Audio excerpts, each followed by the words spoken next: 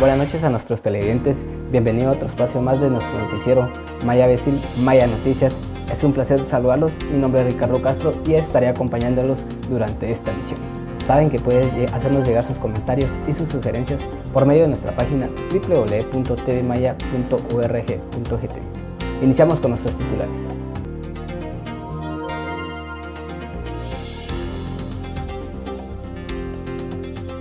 Criminalización de protestas en América Latina y Estados Unidos.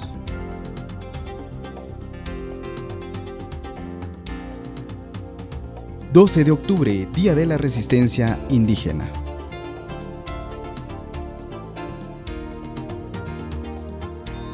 Niñas de diferentes partes del país se congregan en el Patio de la Paz.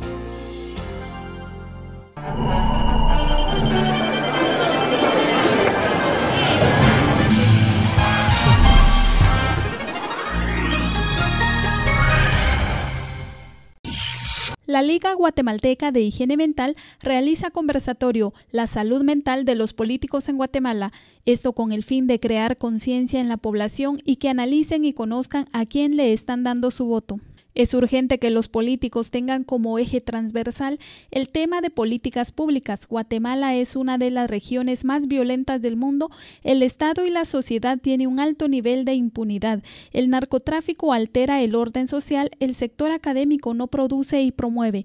El sistema político y partidos políticos han colapsado, en el que el 85% de personas haciendo política no tienen formación política científica, lo que los convierte en politiqueros. Las relaciones humanas están terriblemente afectadas y de esto no se escapan los políticos y lamentablemente las decisiones que ellos toman afectan a todo un país. El tipo de políticos que tenemos hoy en día busca poder, intereses, el ego se va construyendo. Lamentablemente ese concepto de poder sustantivo se ha deteriorado y por ello es necesario que la población promueva una reforma al sistema actual solicitando una Asamblea Nacional Constituyente. Lo primero es tener pensamiento crítico y esto implica leer fuera de la propaganda política y de la publicidad que se hace desde los partidos políticos, leer no solo los planes que ponen los políticos porque el papel lo aguanta todo, pedir que se hagan evaluaciones de los políticos en términos de sus cualidades éticas, en términos de sus cualidades, por ejemplo, la salud mental que hablábamos aquí, como se hace en otros países, y nosotros también hacer un ejercicio ciudadano, de comenzar a hablar entre nosotros, de relacionarnos entre nosotros, para ver de qué manera nosotros también hacemos una forma de relación o de resistencia pacífica a estas imposiciones políticas de gente que no es política realmente, que pasan de un partido a otro con el fin únicamente de conservar el poder en un Estado que funciona para unos, pero es fallido para la gran mayoría. Tenemos que hacer una refundación del Estado. Esto pasa primero por un cambio en la ley electoral y de partidos políticos, básicamente para seguirle la ruta al dinero, de dónde se financian los partidos políticos y qué favores hay que devolver después cuando ya pasó la campaña y cuando todos nosotros tenemos que terminar pagando esos favores políticos. Toda generalización es una trivialización, pero sí creo que hoy la política es más un negocio, es una tranza, es una negociación entre una gestión de compra y de venta y compra, de oferta y demanda, que un ejercicio o el arte de hacer política como se concebía antes. Creo que la política, yo no creo que la política vaya a morir jamás, creo que la forma de hacerla sí, ya tiene que cambiar y hay que refundar el sistema político del país. Y la Liga Guatemalteca de Higiene Mental fue cofundadora de la federación, que es la que organiza esto, y siempre hacemos algunas cosas, ¿no?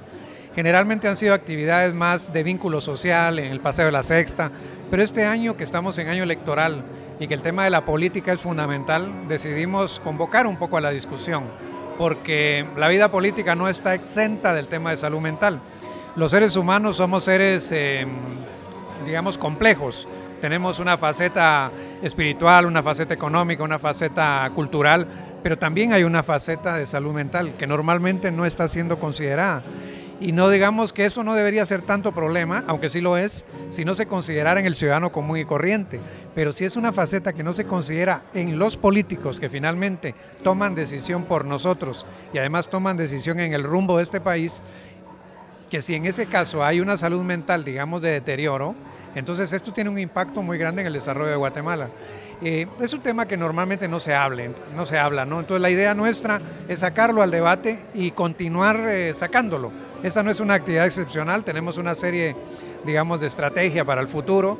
Al final plantea algo en relación a eso, porque sí queremos que la ciudadanía discuta qué pasa con los políticos de este país. No podemos solo seguir sufriendo las consecuencias de sus decisiones, no podemos seguir viendo el panorama como paisaje, sino tenemos que involucrarnos. Y mínimo, como decía al final, de cara al proceso electoral, pero no debe parar ahí. Yo creo que tenemos que pensar que si la salud mental no está en la vida política de los políticos y de los ciudadanos, este país no tiene futuro.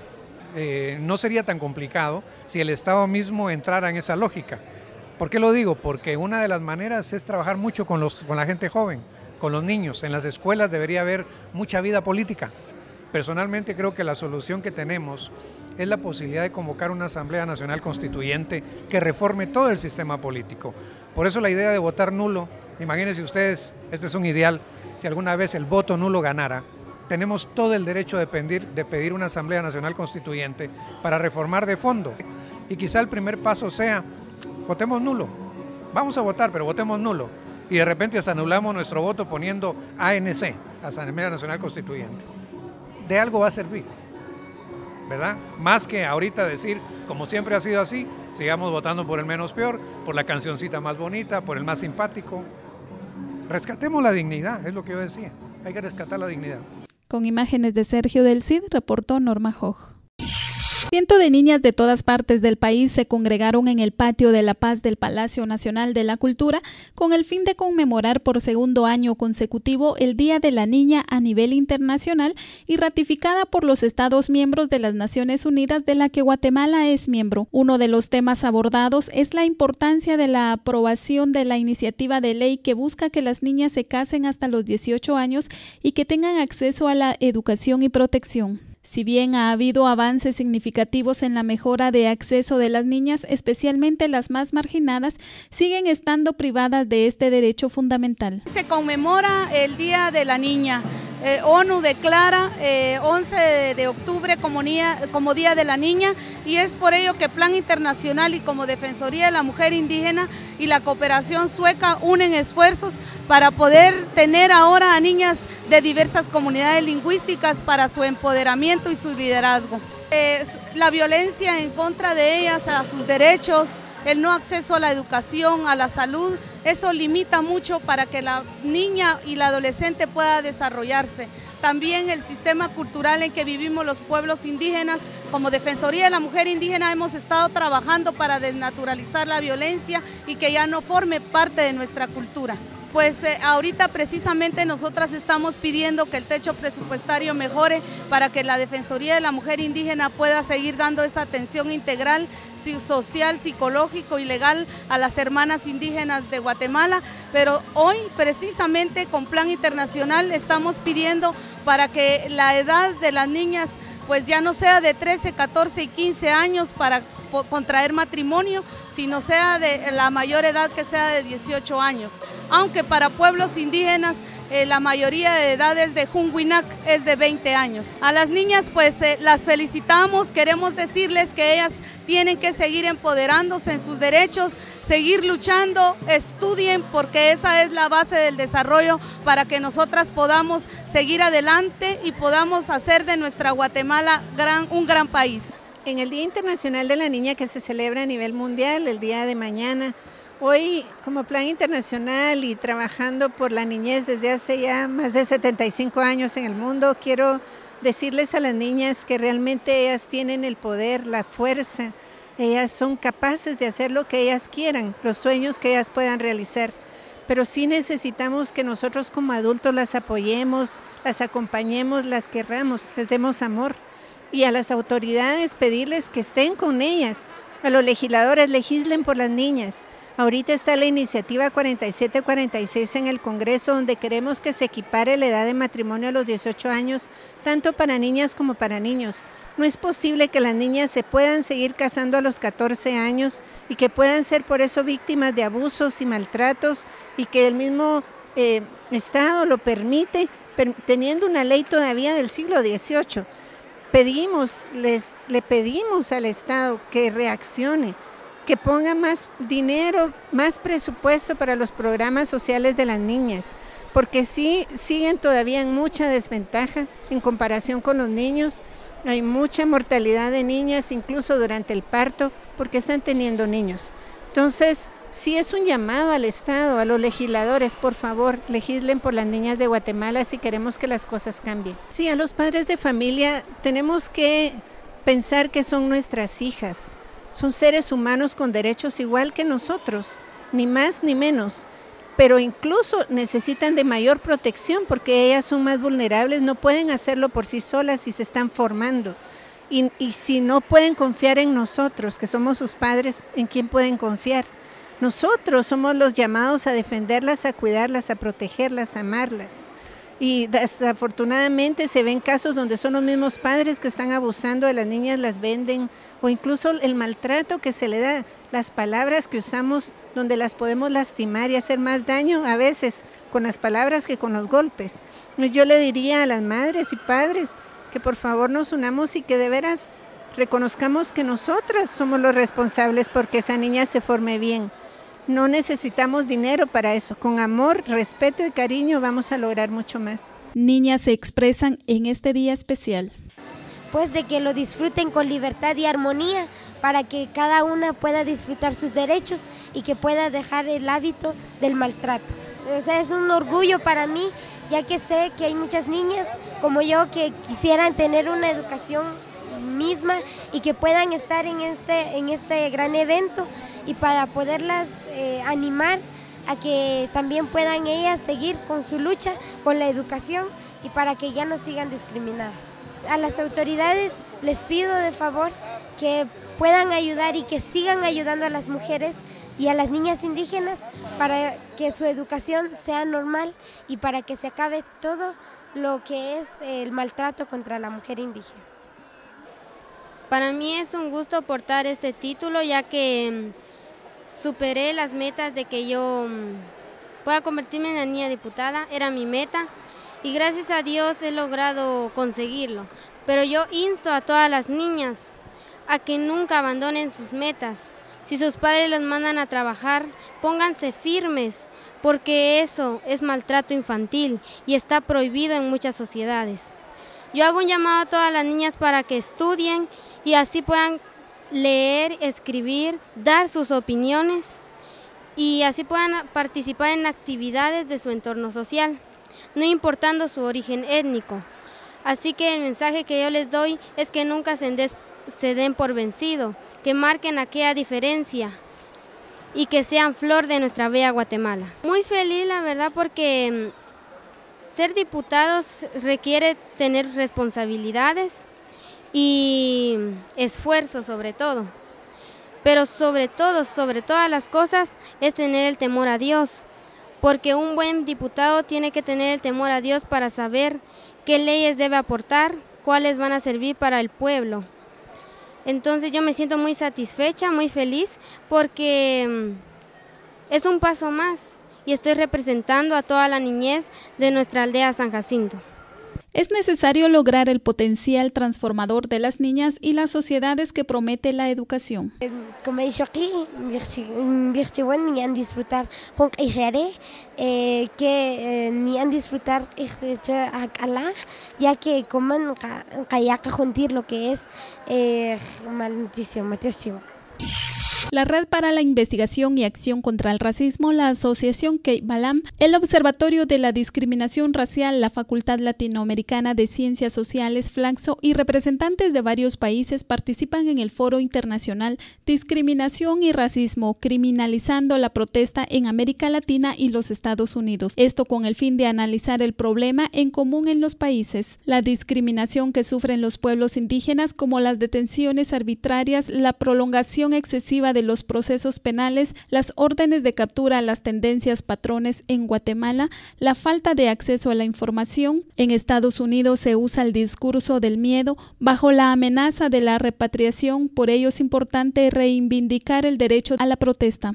Existen agresiones permanentes en temas políticos, económicos, culturales, sociales, judiciales, ideológicos, entre otros. Estamos reunidos ahorita en la sede de Flaxo, Guatemala, para poder analizar un tema que viene a afectarnos a muchos, que es el tema del racismo, la discriminación y la criminalización de la protesta. Y esta tarde tenemos varias personas analizando el tema, con propuestas, con análisis, con sugerencias de cómo poder llevar a cabo no solo el análisis, sino también la acción alrededor del tema. Uno de los puntos que estamos viendo es que los estados de varios países están cada vez más criminalizando las luchas sociales, luchas que tienen que ver con la defensa del territorio, la defensa de los derechos, etcétera, ¿verdad? Entonces vienen compañeros de varios países que forman parte de la red de investigación y acción antirracista. Vienen compañeros de Bolivia, de Chile, Mapuche, de Chile, Brasil, Colombia, México, Estados Unidos y por supuesto que compañeros de aquí de Guatemala, ¿verdad? Analizando el mismo tema desde dos puntos de vista. El primero tiene que ver con el análisis académico, o sea, qué significa la violencia, qué significa la lucha, qué significan los derechos, pero la otra perspectiva, y los dos están relacionados, tiene que ver con las acciones que se están llevando a cabo alrededor de este punto. Entonces hay como una diversidad de análisis, de experiencias, ¿verdad?, de varios países, de varias personas, hombres y mujeres, que vienen a tratar el tema, ¿verdad? Estamos reunidos aquí esta tarde, tenemos 3 paneles. El foro se llama Foro Discriminación y Racismo, la criminalización de la protesta. Bueno, la discriminación y el racismo son dos elementos sumamente entrelazados y en el caso de los pueblos indígenas es una ideología con un objetivo económico que fue implantado desde la colonia, ha pasado a lo largo de los varios procesos del país, ha cambiado de forma pero sigue manteniéndose con el objetivo de desprestigiar, menospreciar todo el conocimiento, todo lo que tenemos los pueblos indígenas y que efectivamente lo desprestigia, pero por otro lado lo utiliza, y por eso es que el racismo ha sido el mecanismo del despojo de los bienes naturales y la utilización de la mano de obra de nuestros pueblos, y en las últimas décadas podemos decir también el despojo de los conocimientos que nuestros abuelos y nuestras abuelas han tenido a lo largo de su vida. El racismo inicialmente fue implantado por el poder político y económico del país en su momento. Sin embargo, el sistema educativo, la sociedad como tal, ha sido el ente que lo ha reproducido para mantener ese poder económico que hoy tiene las élites, ha sido por el racismo, y la sociedad guatemalteca como tal lo hemos reproducido para quienes ejercen sobre nosotros, porque hemos naturalizado el racismo, y a veces hay actos de racismo que encontramos tanto en las instituciones públicas como en la misma sociedad y lo vemos como natural. Todo el racismo lo ejerce las personas que creen que son superiores a nuestra cultura, pero también los pueblos indígenas no la identificamos y lo vemos como algo natural, entonces no lo denunciamos. En principio creo que es un elemento importante es que los pueblos indígenas reafirmemos nuestra identidad como pueblos y que nosotros como pueblos somos sujetos de derechos, somos descendencia de una cultura milenaria con conocimientos de todo tipo y que eso entonces nos reafirma nuestra identidad. Si nosotros tenemos claro el valor que tiene nuestra cultura y que tenemos un derecho a pertenecerla, nos contribuye entonces a ver que el otro sistema puede contribuir, pero que seamos nosotros quienes decidimos qué elementos de la cultura occidental queremos implementar, aprovechar o utilizar, y no que la cultura occidental nos imponga un modelo sin preguntarnos si estamos de acuerdo, si nos denigra o no nos denigra. Frente a todo ello, la reivindicación y movilización social pacífica y organizada continúa siendo la respuesta de la diversidad de los actores sociales que desde múltiples espacios y procesos promueven en el país la defensa, la protección de derechos civiles, políticos, económicos, sociales, culturales, ambientales y los derechos colectivos de los pueblos indígenas. Con imágenes de Sergio del Cid, reportó Norma Joj. La Secretaría Ejecutiva de la Comisión contra las Adicciones y el Tráfico Ilícito de Drogas, con el apoyo de la Embajada de los Estados Unidos de Norteamérica, a través del Programa de Formación, Capacitación y Desarrollo del Recurso Humano en Drogodependencia, realiza taller internacional Tendencias Actuales del Manejo de Información en el ámbito de drogas, diseñado para medios de comunicación. Esto para analizar la función importante que desempeñan los medios de comunicación social en la difusión y manejo responsable de la información que compete al tema de drogas y sus actividades conexas, resaltando la importancia de actualizar a formadores en prevención para generar mensajes y conceptos al momento de diseñar campañas de prevención efectivas y que respondan a estándares internacionales. Bueno, hay que decir con carácter general que hoy por hoy los medios de comunicación están perjudicando la salud de las personas y muy concretamente de los jóvenes. En el ámbito de las drogas se están emitiendo mensajes inadecuados, en muchas ocasiones incluso directamente falsos, invenciones, y se está perjudicando la salud de las personas. Los medios de comunicación tienen que entender que tienen una alta responsabilidad en la salud pública y que la libertad de expresión no es libertad para contar falsedades.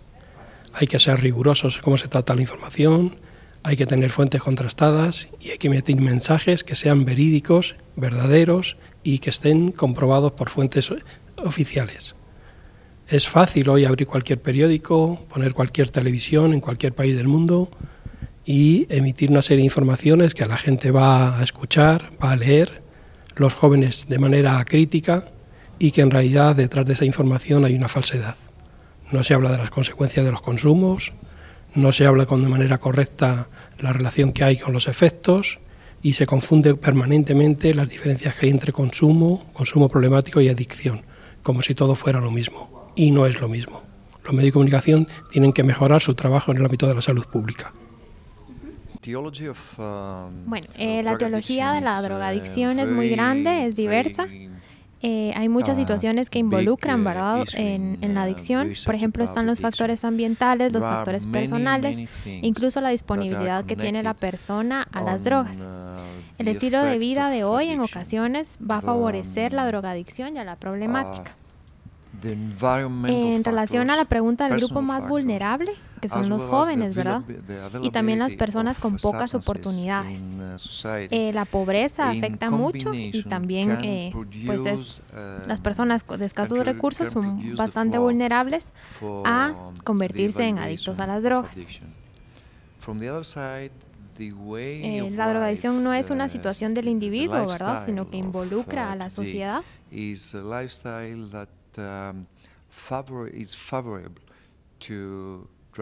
Para poder brindar una estrategia efectiva en relación a la prevención se debe incluir la educación, el entrenamiento adecuado a los profesionales y un tratamiento efectivo.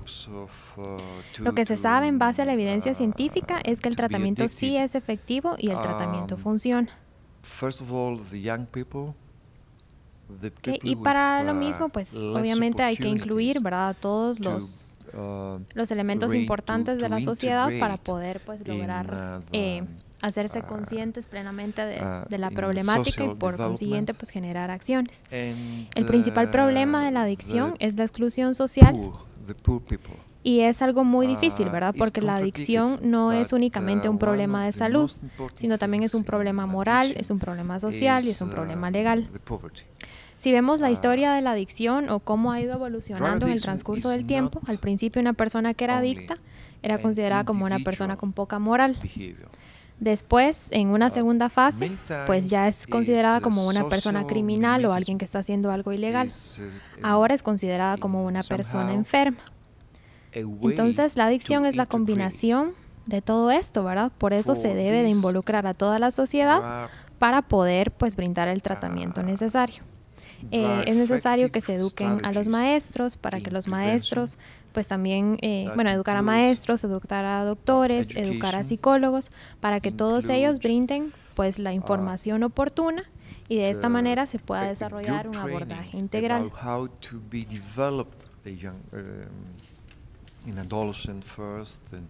Bueno, y que es muy importante mencionar que la adicción es un desorden que puede ser tratado. 12 de octubre, Día de la Resistencia y Lucha Indígena, se conmemora la sangre derramada de los pobladores nativos que fueron víctimas de la violencia de los colonizadores españoles hace más de 500 años. La festividad originalmente conmemoraba el descubrimiento de América por parte de Cristóbal Colón como festividad nacional, pero este hecho no era de agrado de algunos políticos y pensadores de izquierda indígena que consideraban que la festividad exaltaba el colonialismo en detrimento de la cultura de los indígenas. Para nosotros es una fecha que frente a la invasión, frente a la imposición de una cultura de la muerte, es justamente en ese momento como nuestros pueblos empiezan a resistir, y gracias a esa resistencia que se hizo desde ese momento, en ese momento histórico, es que hoy todavía estamos vivos. La cultura maya, la cultura mesoamericana existe, no solo la vida de los pueblos, su conocimiento y muchas otras cosas que todavía hoy están, es gracias a esas resistencias que los pueblos han hecho, y que es compromiso nuestro en esta generación seguir en esa lucha y dejar un legado a las futuras generaciones. 12 de octubre, nada que celebrar. Ese día ha tenido varios nombres, ¿verdad? Al inicio se llamaba el Día de la Raza, luego es el Día de la Hispanidad. Ninguno de los dos nombres nos incluye a nosotros como pueblos indígenas. ¿Por qué? Porque en primer lugar no es nuestra raza, no es nuestra celebración, digamos. Segundo, no es la hispanidad como tal, ¿verdad? Entonces hay como una serie de situaciones ahí. Nosotros más bien hablamos del día de la resistencia de los pueblos originarios. Entonces, ¿qué significa ese día? Es un día de resistencia, de luchas, de rememoración de esa memoria que se quiere perder, ¿verdad? Porque hay una historia oficial que la quiere borrar. Entonces esas acciones debemos tomar en cuenta. Con imágenes de Sergio del Cid, reportó Norma Jo. Racismo,